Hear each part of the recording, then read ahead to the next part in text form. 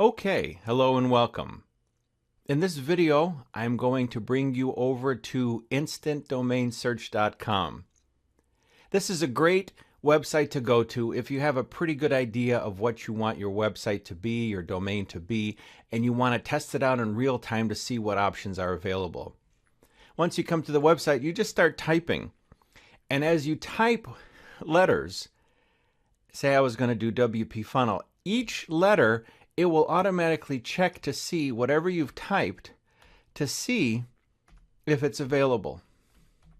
And it's real time. It's actually pretty cool. So if you wanted to do something, say WordPress, now WordPress Funnel, WordPress F is available. And as you do type each letter, it will automatically start letting you know if a domain is available. And usually it'll always show the .com up here, so you'll see the green or the red.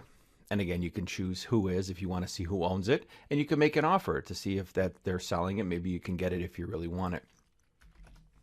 Now we'll do WordPressFunnel.com.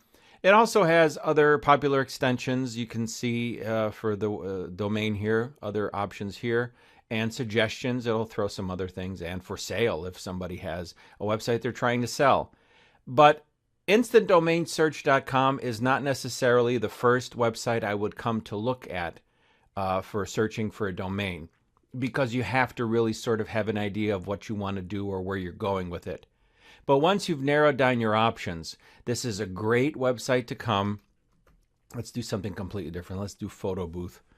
That's something we do. So Photo Booth doesn't work because it's taken.com, but say Photo Booth USA, okay, if you did USA America, Photo Booth USA America is available, but then you can get around that. Well, Photo Booth America. You see what you can do. You can start doing some stuff. You can say one. Well, Photo Booth 1, say you do 900 is available.